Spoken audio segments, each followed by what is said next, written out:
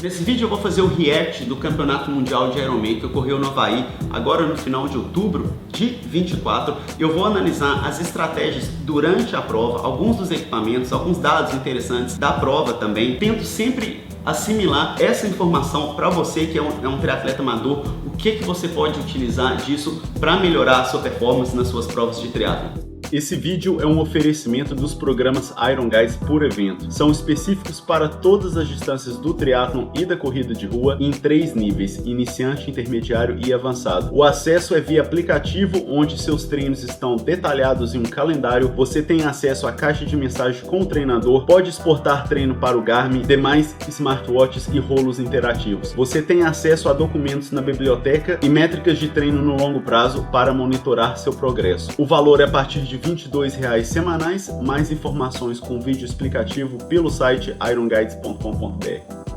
Olá, aqui é o Vinícius Santana, treinador de triatlo da Iron Guides. Lembrando que eu coloco um vídeo aqui no canal todas as quartas-feiras, 7h30 da manhã. E se você quiser aprender mais sobre triatlon, assine aqui o nosso canal. E você precisando de ajuda para estruturar seus treinos, entre em contato pelo nosso site ironguides.com.br. A gente tem programas de treinamento de todos os níveis, desde o iniciante até o avançado e de todas as distâncias, desde o sprint até a distância Ironman. Acabamos de assistir aí o Campeonato Mundial de Ironman desse ano de 2024, que foi em Kona. Agora eles estão alternando um ano em Kona, no Havaí, que é onde que sempre foi, mas por uma questão logística estão alternando atualmente com Nice, na França. Eu vou fazer o react, vou analisar os principais pontos, equipamentos, estratégias que os atletas profissionais fizeram e sempre tentando passar alguma coisa para você que é amador, o que você pode fazer para melhorar a sua performance. O primeiro comentário então, o número 1 aí, o Sam Laidlaw, que foi o campeão mundial no ano passado, eles fizeram a introdução, chamaram os 10 primeiros atletas e os 10 melhores ranqueados, e desses 10, somente 2 estavam com relógio na parte da natação. Então eu sempre trago isso aqui porque o pessoal fica muito preocupado com o tempo de natação, mas muda muito dependendo da condição, da dinâmica da prova ali, e até atrapalha também um pouco, inclusive no arrasto, na velocidade. Nesse nível aqui, qualquer 1 segundo a cada 100 metros faz uma diferença muito grande, pode ser a diferença de você conseguir nadar no pelotão ou não. Então, de uma maneira geral, os atletas profissionais não usam relógio, na natação pelo menos, chega ali no ciclismo, usam o computador da bike, depois na corrida eles colocam o relógio, e você como atleta amador, pode ser, eu inclusive, eu falo brincando com o pessoal, eu só uso o relógio para não perder o horário da largada na hora que eu estiver fazendo aquecimento. Então, na verdade, meu maior desafio é esse. Mas eu vejo muita gente aí muito preocupado com o tempo ali, dependendo do seu nível, você até perde ali meio segundo na hora ali da largada, se for uma largada em massa, isso pode começar a impactar um pouco seu resultado. E se você nadava, digamos lá, um Ironman 70.3 para 40 minutos, ou 38, ou 42, essa diferença pode ser relativamente normal em qualquer prova do mundo, inclusive no mesmo percurso, de ano até ano, porque a marcação da boia não necessariamente vai ser muito precisa. Então, se o pessoal empurra a boia 50 metros para um lado, você tem que voltar, já dá uma diferença de 100 metros. Então, fica aí o recado para não se preocupar demais com o relógio, então nem usar na parte da natação. Nessa tomada, a largada ela é feita já dentro do mar, então não tem aquela corrida na areia. E só para mostrar que está todo mundo meio grudado aqui no lado esquerdo, já o lado direito, eu acho que foram 55 atletas, alguma coisa desse tipo. E no lado direito o pessoal já fica espalhado, deve ter algum motivo em relação à direção. E esses caiaques ficam rodeando aqui para ter certeza que o pessoal não começa a avançar muito ali, entre aspas aí, queimar a largada. Já dentro da natação, que eu quero mostrar aqui, a gente consegue enxergar esse atleta, ele devia estar ou nesse grupo ou entre os grupos, e ele fez uma manobra ali, né? Ele está nadando em direção à esquerda para tentar juntar nesse primeiro grupo. A gente consegue ver que tem 1, 2, 3 grupos. Esses 2 grupos aqui vão juntar um pouquinho mais lá para frente, quem assistiu o vídeo aí vai ver, mas o interessante é que esse atleta resolveu, você está nadando e você está sempre ter que entender o que está acontecendo à sua volta, aonde que está a boia, como que você quer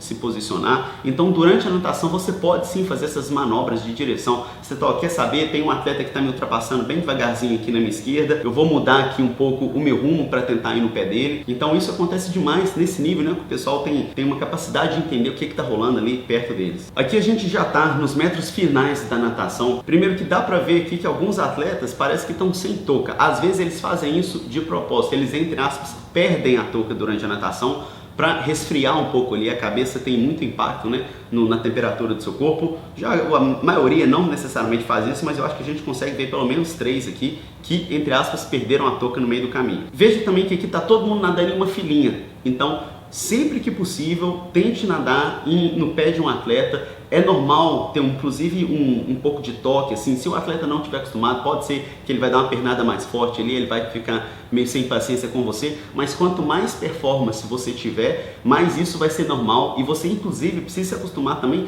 com alguém nadando no seu pé e cutucando ali o seu pé a natação inteira. Então isso é quase que no ciclismo, né? É como se no ciclismo, pedalando no grupo, você fica meio inseguro de ficar ali um pouco na frente ou então um pouco atrás. O atleta na natação deve ser a mesma coisa, mas o benefício vale a pena. Bom, primeiro eu saí da água, ele nadou para 47 minutos e acho que 2 segundos na hora que ele subiu na escada ali, o que dá um pace médio de 1 minuto e 14 segundos a cada 100 metros. Inclusive, ele foi um dos que perdeu a touca na natação. E reparei que tanto ele como o atleta de trás, que inclusive eu acredito que o de trás foi o Sam Laidlaw, já saíram da natação, já começam no processo de retirar o speed suit, que é esse material que eles nadam por cima do macaquinho. Inclusive, todo o material que eu mencionar aqui nesse vídeo, de natação, de ciclismo, de corrida, eu vou deixar uma lista aqui embaixo que você pode fazer compra online deles. A próxima cena, ainda na transição, só para você entender, a gente consegue ver o atleta da frente tá com o torso nu ali, né? Então ele nadou com o macaquinho enrolado, porque ele, por algum motivo, ele prefere talvez ter um pouco mais ali de movimento nos braços do que nadar com o macaquinho com manga,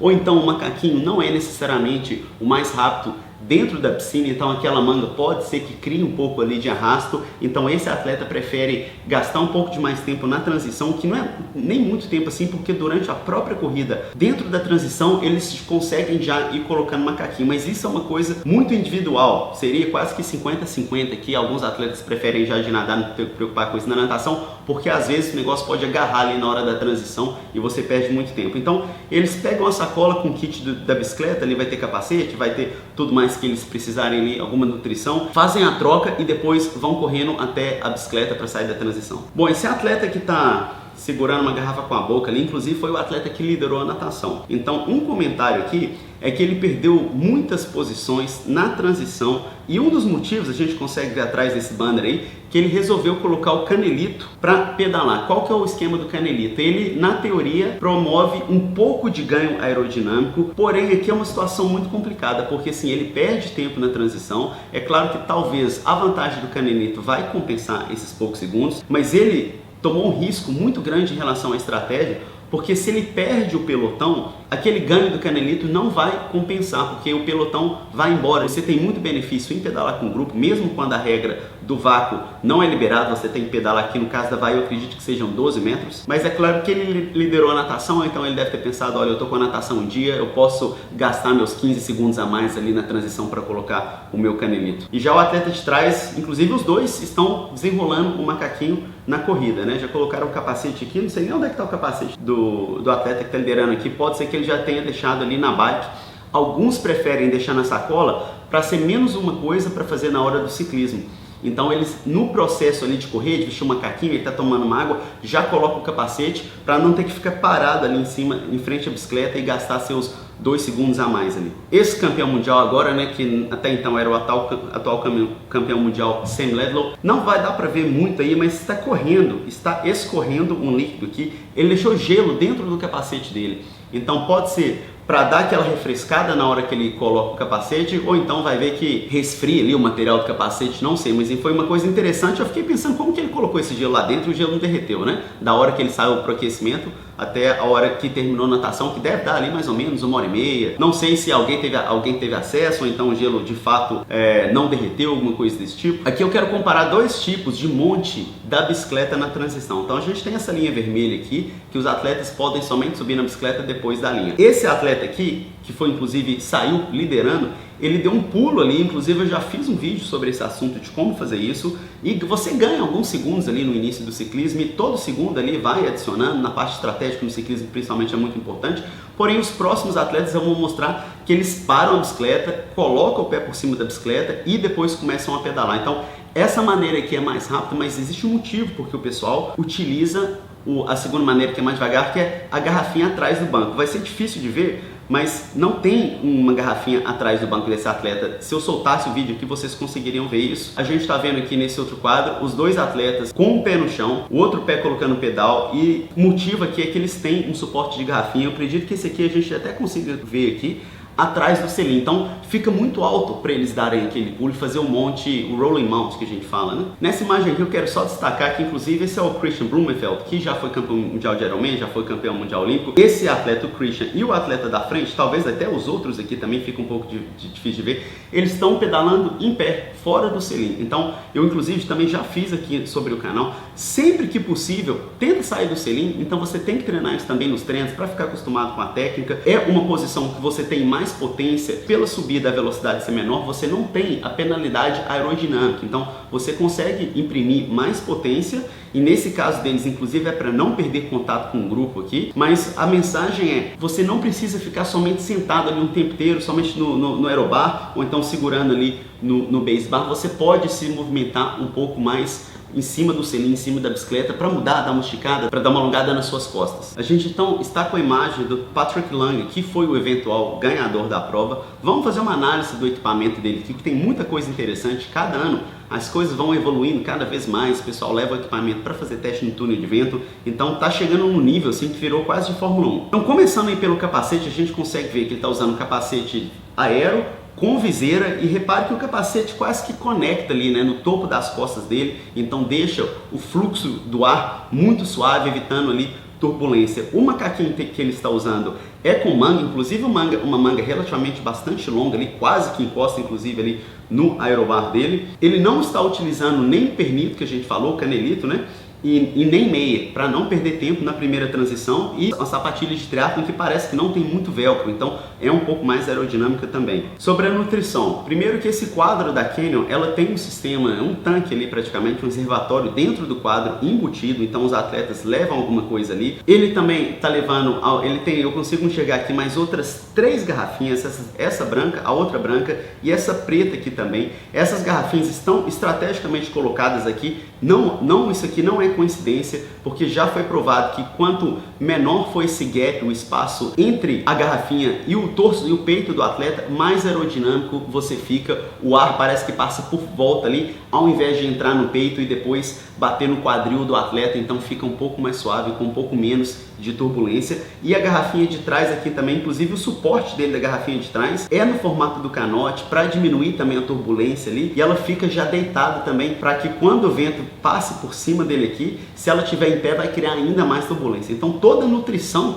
dele é estrategicamente posicionada para não gerar mais um custo aerodinâmico maior. E de resto aqui o quadro da Canyon de triatlon, como eu já falei, repara que ele está sentando bem na frente, na pontinha do banco dele, um banco de triatlon inclusive, lembrando todos os itens que eu mencionar aqui, tem um link se você quiser fazer um upgrade aí na sua bicicleta. Ele está utilizando as rodas relativamente tradicionais aí, né? Porque no Ironman do Havaí não pode a roda fechada, depois a gente vai falar um pouco mais disso. Ela é bastante aero, mas não é a mais aero possível também. Quem que a gente tem agora no frame aí é o Sam Laidlaw, que era até então e bateu o recorde nessa prova de novo do percurso do ciclismo. Ele venceu ano passado em outro percurso no Mundial de Nice na França, e no ano anterior ele bateu o recorde da prova, foi segundo lugar, bateu o recorde do ciclismo, desculpa, e nesse ano ele pedalou para 3 horas, 57 minutos e alguns segundinhos ali, que dá uma média de 45,7 km por hora. Então eu quero comparar um pouco o equipamento dele. Tem muita coisa igual, inclusive é a mesma marca e o mesmo quadro, porém tem algumas diferenças que os dois utilizam aqui. Em relação à hidratação, o Sam prefere ter mais garrafinhas aqui, e principalmente em relação à roda traseira dele. O suporte de trás aqui inclusive é o mesmo, mas a roda traseira dele a gente vê que tem muito preto, ele é quase uma roda fechada, uma roda disco. Porém no Ironman do Havaí não pode, é ilegal você pedalar com uma roda de disco, pela questão do vento, tem muito vento ali lateral, então fica instável, fica até uma questão de segurança, mais para os atletas amadores também. Então o patrocinador dele, que é a Red, montou essa roda que tem um gapzinho ali no meio, então a roda já ainda é mais aérea do que essa roda da frente dele, por exemplo, porém ela está respeitando a regra. E um comentário, por que você não usa uma roda dessa na frente? Porque a roda da frente é o que determina mais ali o quão difícil fica controlar a bicicleta, porque o guidão muda tudo, né? Então se bate um vento lateral, ela fica muito mais arisca, né? Fica pulando muito mais do que somente a roda fechada, que você tem um pouco mais de estabilidade atrás. Nessa imagem aqui eu queria só mostrar, a gente consegue ver uma luzinha vermelhinha aqui, e principalmente aqui atrás desse atleta. Inclusive essa luzinha vermelhinha indica que os atletas estão dentro da zona de vácuo. Então esse é um material novo chamado Race Ranger.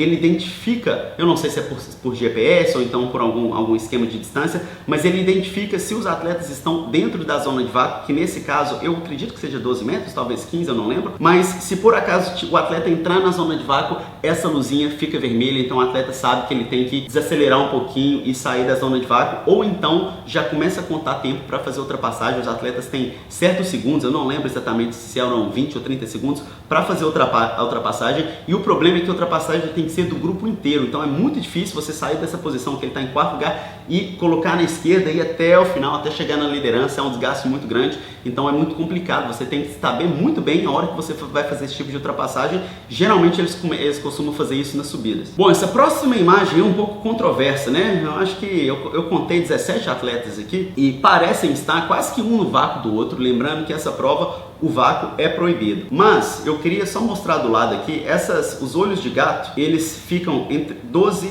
metros de diferença. Então, antigamente no Havaí, quando eu fiz, não tinha o Race Ranger, a gente fazia pelo olho de gato. Você tem que manter a distância de um olho de gato de diferença, que dá mais ou menos 12 metros. Então fica difícil julgar quão separados estão esses atletas. Porém, de qualquer maneira, se a gente pega o pessoal que está aqui mais para trás, eles estão imprimindo muito menos potência para andar junto com o grupo. Porém, não é somente mil maravilhas assim, porque o que acontece? Principalmente por ser um percurso que tem ali, é um pouco rolling hills, tem algumas subidas, depois desce, o pessoal que fica atrás, a potência dele oscila muito mais, então eles têm que fazer um pico de potência muito alto, aí depois fica perto demais, aí diminui, aí depois faz outro pico, aí diminui. Então o que acontece? Esses atletas inclusive treinam para isso. Eu tenho atletas de high performance, de alta performance no amador, que pedalam respeitando as regras, mas eles têm que estar preparados para essa oscilação de potência, porque isso acaba que desgasta um pouco. É claro que assim, ainda assim você tem um benefício, a carga do pedal vai ser menor, mas se você não se preparar para essa dinâmica, você vai sair muito desgastado com uma coisa que você não está acostumado, porque geralmente o pessoal treina somente ali sustentando uma potência similar durante todo o pedal. Bom, então a corrida aqui, o Patrick correu para 2 horas e 37, a maratona, que dá um pace médio de 3:43. E a corrida aqui não tem muito segredo, né, em relação ao equipamento. Tá usando aquele super tênis da Adidas lá, que você só pode correr não sei quantos quilômetros, depois o tênis parece que fica inútil. Você vê que ele já colocou, a gente falou dele no ciclismo, ele já colocou a meia para correr, então a segunda transição você pode ficar mais tranquilo, não tem uma penalidade estratégica muito grande. Tá correndo com o bonezinho dele ali para proteger um pouco do sol também, o mesmo macaquinho que ele pedalou. E vamos falar somente um pouco da técnica dele, né? Que ele tá correndo com as mãos muito compactas aqui perto do peito, que é o que eu falo muito aqui no nosso canal, já fiz vídeo aqui sobre isso também. Então o Patrick fechou com 7 horas 35 minutos e bateu o recorde da prova e foi o terceiro título de campeonato mundial do Ironman Full dele no Havaí. Então esse foi o vídeo de hoje, pessoal. Se você gostou, por favor, dê uma curtida. Até a próxima e bons treinos.